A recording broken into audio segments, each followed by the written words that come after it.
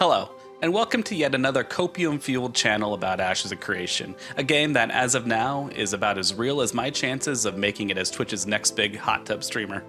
Today we're going to be talking about a topic that, to be honest, won't be all that relevant a week or two after this video releases. However, I'm kind of hoping that it will lay the groundwork for other future MMO developers and their alpha testing phases. I'm going to tell you something that not a lot of other people want to tell you directly: why you should or should not buy Ashes of Creation Alpha 2 Test Pack.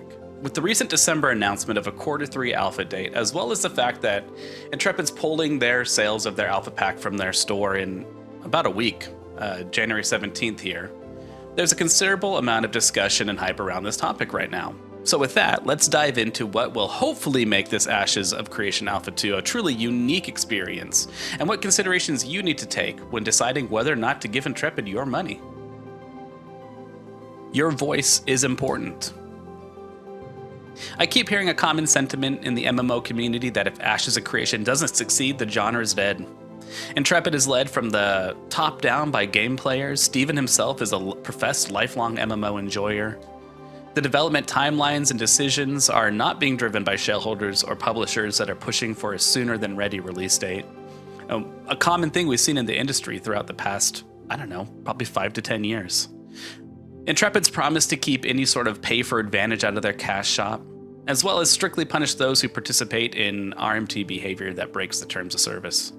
They're offering a never-seen-before scope of world-size and game systems and a firm foundation in a true social, massive multiplayer gaming experience. We should be expecting a lot from this project. While I'm not sure I fully share the commitment that if Ashes of Creation doesn't succeed, the genre is dead, Intrepid have definitely positioned themselves as the industry leaders and maybe inadvertently taken on that burden of leading the future of the genre through some of the bold statements and claims they make about their project. As such, one of the most compelling reasons for you to join the alpha is to have your voice heard throughout this developmental experience. Development will last for likely 2 to 3 years, maybe more, maybe slightly less. The systems that you test, the gameplay and combat that you do or don't enjoy, the curated content that you experience, that is what Intrepid needs feedback on. They need to hear what is working and what is not. This is your chance to help the project succeed and use your voice to help form the game into something that will succeed for years to come. This is a true technical alpha.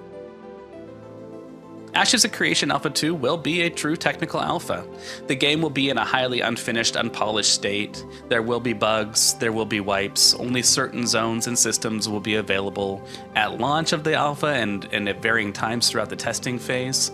Speculation has led people to believe that possibly we will be called upon at different times to test different systems and mechanics in given time windows. Yes, it is a persistent alpha, which means you will have access to the alpha test phase throughout the entirety. However, it does not mean that you are playing an early access version of the game. We've been conditioned over and over again by the industry that a beta or an alpha is just an unfinished version of the game that they want us to play to sell more pre-order packs. This is very important to consider when you are deciding whether or not to participate in this alpha. If you're simply mainlining the copium and you want to get in the world of Vera as soon as possible, then this alpha might not be for you. This is not a playtest for your experience. Steven said as much in the December 2023 live update. And then the second bit of it was the persistency of Alpha 2 and what that looks like. I think some people think persistence means 24/7 up forever. Yeah, there will absolutely be downtimes, 100%, right? Again, this is a testing bed, and when those downtimes need to happen or those wipes need to occur, we are going to do what's best for the product, not for the experience in Alpha 2, and that's a very clear distinguishment between what to expect when we launch the game, which is all about the player experience, versus the development process that is Alpha 2. So it's very important to understand that dichotomy. This alpha is for Intrepid's experience. We're just willing donors to help the game come to fruition. This game will grow. At the launch of the alpha, the game will be in an indistinguishable state from the full release in 2077. Per the previous 2 points, we'll be testing, giving feedback. Intrepid will be making changes. We'll test those changes. We'll give more feedback. Intrepid will make more changes, or they'll revert those changes. We'll test again, and so on and so on. This is that iterative process that Steven talks about on almost every live stream. Only up until now, they've been doing it internally. With the upcoming closed NDA testing that the early backers will be participating in, as leading all the way through alpha and beta, the game is only going to evolve as large player populations find ways to break the systems, poke holes in it, find out what is fun and what really isn't. One of the most encouraging things about the development process is we've seen that Intrepid is willing to make changes, fundamental game design changes based on what is fun. As of now, most of Ashes of Creation's systems and mechanics are theoretically successful. From my experience, gamers rarely ever fit into the box that developers want us to fit into, and sometimes that box is quite large and sometimes it's smaller. Just look at recent examples. New World factions. It was so much easier to just leave your dwindling faction and join the stronger one than it was to gather all the people of your faction to come together and try to overthrow the big mean green faction that had taken over the world. Look at almost every leveling guide for every MMO created, trivializing the leveling experience across the board.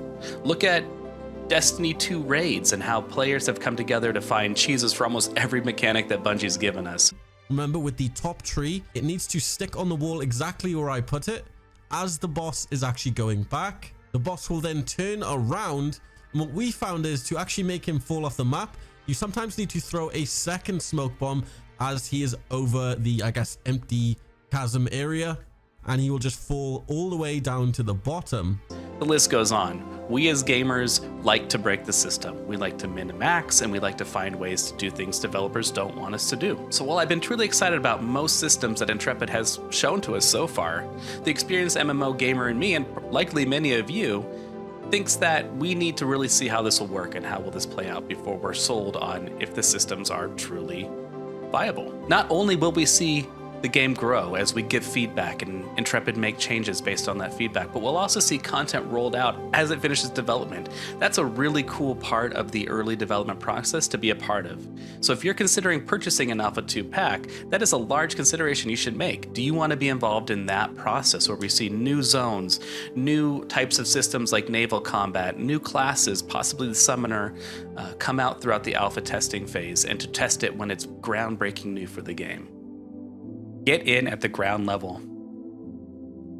Community and player interactions are the cornerstone of Ashes of Creation, and there is no better time than getting in at the ground level to start establishing those connections and your player identity within the world of Vera. As mentioned before, this is a technical alpha, so there will be varied timelines and formats of testing. However, guilds and social systems and families and friends you make along the way will rise, they'll grow together, and they'll probably fall together in the alpha phase. So far, my experience with the Ashes of Creation pre-alpha community has been nothing short of fantastic. Every Twitch live stream I join, every YouTube channel I join, every Discord community I've been a part of has been welcoming, and it's been just fun to speculate and theorize about this game we're all so passionate about. Again though, this is a consideration you need to make. If you're primarily a solo player in the MMO genre, then you might not be drawn in by this side of things. However, even though Intrepid has said that most content systems and combat will be designed around group play, they have said they are looking at ways of making solo play viable. So there may be a spot for you in the alpha if you are excited about the other points that we've listed in the video before this. Intrepid will surely want to hear your feedback about what it's like to be a solo player, what challenges you need to overcome, what kind of group finders possibly need to be introduced into the game to help you connect with people.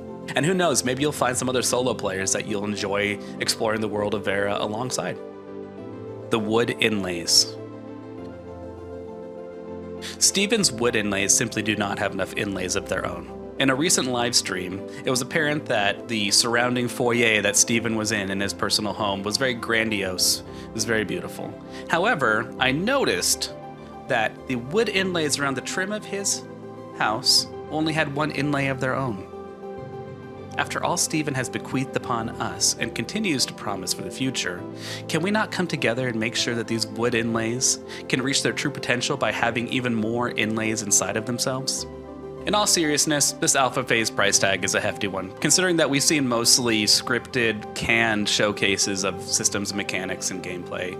The combat experience has been light, and most mechanics are unfinished. Additionally, we don't know what truly Alpha 2 test phase will bring, what the schedule will be like, what will be asked of us, and how much downtime will Intrepid impose. That is why it is truly important to consider why you want to participate in this alpha experience. If you're looking to see if the game is fun and you want an early access experience, if you're looking just to be a tourist and try a couple archetypes or artisanship functions, If you're just wanting to coast through some content to say you did it, then the value of your experience might not be worth this price tag.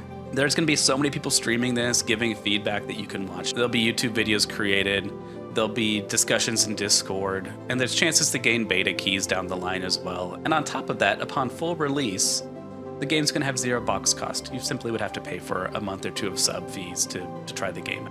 However, if you want to get into the community at a ground level and you want to play a highly unfinished, unpolished version of the game with tons of bugs, with character wipes over and over again to test different systems and mechanics during different time windows that Intrepid imposes upon us, then the alpha is for you, and you should buy it if your finances allow. It is your voice that will make this game truly great. If you made it this far, thank you so much for watching. This is actually my first Ashes of Creation video, and given the content focus, it probably won't be relevant all that long. However, I am so excited about the project that I'm going to be pushing out more content in the months and years to come. I'm also live several times a week over at twitch.tv/Droog_plays. We'll be playing several RPGs over the next 6 to 9 months while we wait for Ashes of Creation to come out. If you like this video, please consider giving it a like or subscribe, as you will get alerted when other content comes out, and it also helps the channel gain some traction and grow. Finally, I would like to read any comments that you guys have down below about the Ashes of Creation Alpha 2 pack. Is the price justified given the honoring to the backers from years ago? Do you think Intrepid's relying too much on FOMO? What are your concerns? What are your worries? What are you excited about for Alpha 2 coming up later this year? Again, thank you for watching, and I hope to see you on the next one.